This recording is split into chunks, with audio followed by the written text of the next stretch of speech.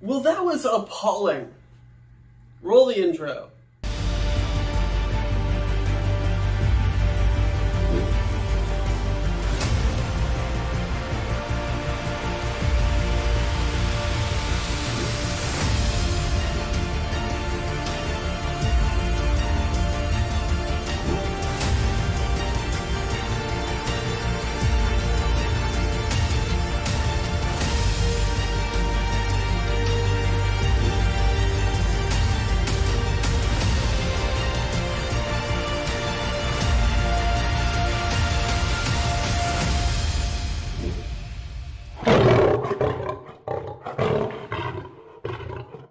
I didn't make a recap last week. I was working too much, and I didn't have time. By the time I had a chance to film it, it was already Thursday, and I figured, I don't know, it's the start of week 7 already. I'll just wait. I did my short recap. If you didn't watch it, I'll link it down in the description below. So we're going to be an episode short this year, but that's okay. Notes for week 7 against the Ravens. It was in Baltimore. I knew that this game, if I had a chance to explain my thoughts, wasn't going to go particularly well. The Lions are very injured right now. They're playing a good team that they haven't really played much because it's an AFC team, so they're not really used to playing them. It's a good team which they haven't really faced a lot of actual good teams this year. I figured they were going to lose. However, I did not think they were going to get curb stomped. That is slightly disappointing to me. I don't even know where to start in terms of positives and negatives in this game, because it was mostly all bad. Offense, I will say, if you just look at the stat sheet, it looks better than they were. They just didn't score. They only had 6 points the whole game. That didn't come till extremely late in the game. Jared Goff, first off, way too many passing attempts. 53 in this game, unacceptable. But we'll get back to that in a second. Goff, 33 of 53, 284 yards. That alone doesn't sound too bad necessarily, but no touchdowns, 1 interception. It wasn't super efficient. It was way too much volume. They didn't give the ball enough to the running backs. And again, I know why they did that. Jahmyr Gibbs was good with what he had. I mean, he was averaging, I think, like 5 or 6 yards a carry. He only had 11 carries on the game, and he did get a rushing touchdown.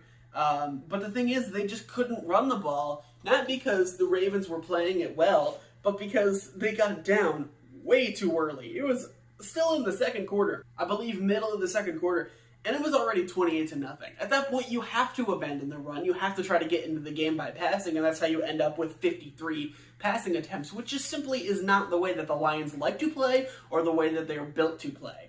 They were off rhythm all game because they were playing catch up, and again, the Lions really haven't had to do that this year. And the one game that they did was the Seattle game, which they lost.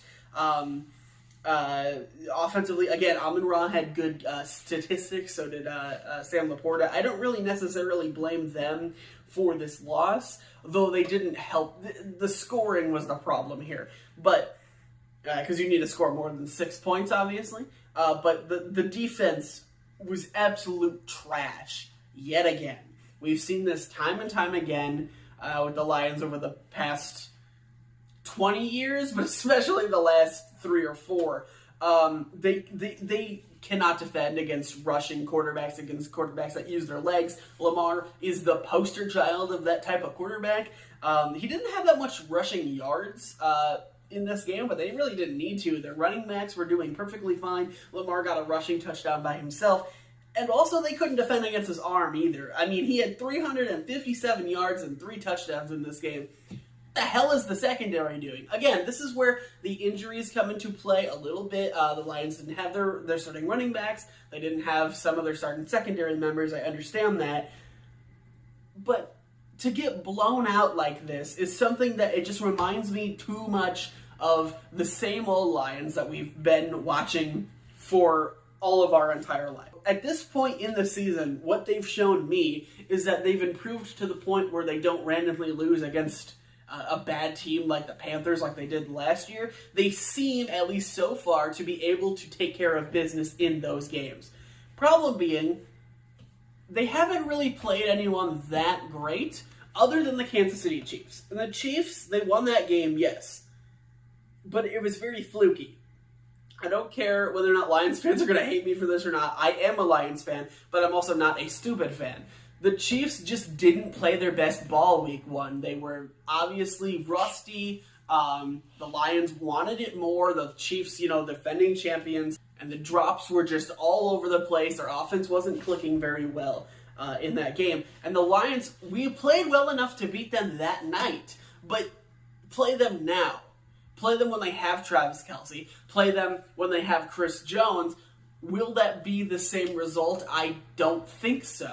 Not if they're clicking. If Kadarius Toney actually could have caught just one pass in that game in week one, they probably would have lost, at least by a field goal. And yes, that's still a valiant effort, but the thing is, I don't know if the Lions at this point are good enough to keep up with good teams. And I think my prediction for how they will end the season, they don't have that hard of a schedule moving forward. Their two toughest games, at least on paper, are the Chargers game a couple weeks from now, and then the Cowboys game second to last week of the season. Those two games, I do not think they're going to win. I think that you can chalk those up as losses pretty much right now. Maybe they can beat the Chargers depending on how stupid Brandon Staley is, but that's... The thing is, if you gave up 350 passing yards to Lamar Jackson, who really isn't even that great of just a pure passer, imagine what they're going to do when Justin Herbert and his arm gets back there. They're going to torch them for 500 if they don't figure out how to defend anything. That's a problem. And then you got the next game with the Packers, and you got the two Vikings games, which we haven't seen them yet this year.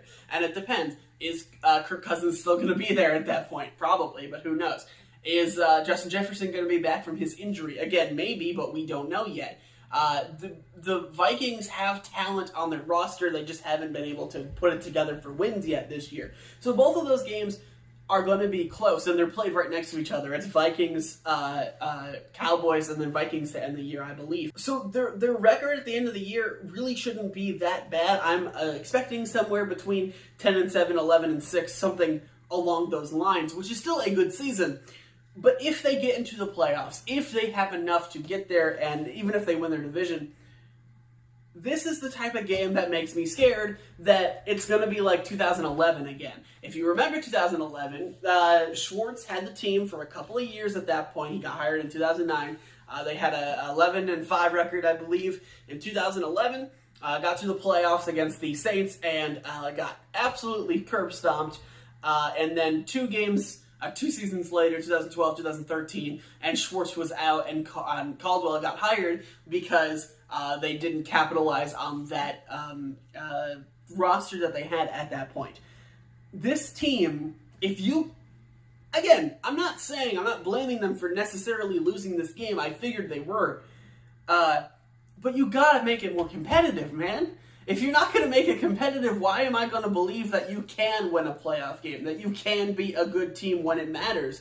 That's the type of thing that the Lions still have yet to prove to anybody. They've gotten off to this hot start this season. They had a really good end last year. I think if you combine them, they were like 13-4 over the last couple games, which is a good stat. Good for them. It doesn't matter if you can't beat good teams when it matters, because at the end of that point, you're the Chargers. And there was no pass rush in this game whatsoever, which contributed to Lamar Jackson just being able to do whatever the hell he wanted. They can beat good teams. At least so far they've been able to. Can they beat the good ones? So far, it doesn't really look like it. Their only losses on the year, the Seahawks and the Ravens, are both fairly good teams. The Ravens obviously being better than the Seahawks, but I'm not sure about the future of this team, and you can yell at me in the comments all you want. I saw a bunch of comments on some of my old videos. Haha, you were wrong, they're off to a great start. You're just being a fair weather fan. No, I'm being realistic. I realize that it's the Lions, okay? I realize that they have yet to do anything. All the hype around them, they're the best team in the league. They were number one in the power rankings a couple weeks ago. They haven't done anything yet. And I think, I don't know if it got to their head, I don't know if they just assumed they were going to be able to win this game, but they came out and they were flat. They didn't look like they had energy, they didn't look like they had the passion, and when you haven't done anything yet, that's a problem. That's partially on coaching, but that's also partially on the players. Warriors. Next week is the Monday night game. They're taking on the Raiders. I don't know why that's a Monday night game, but okay. The Lions, so far this year, have been good in primetime. Historically, they are not, so I don't know how to feel about that game. The Raiders just got crushed by the Bears, but they had Brian Hoyer. They didn't have Jimmy Garoppolo. I'm a little bit worried if they do have Garoppolo and that connection with Davante Adams, even if that's not as good as Carl Adams.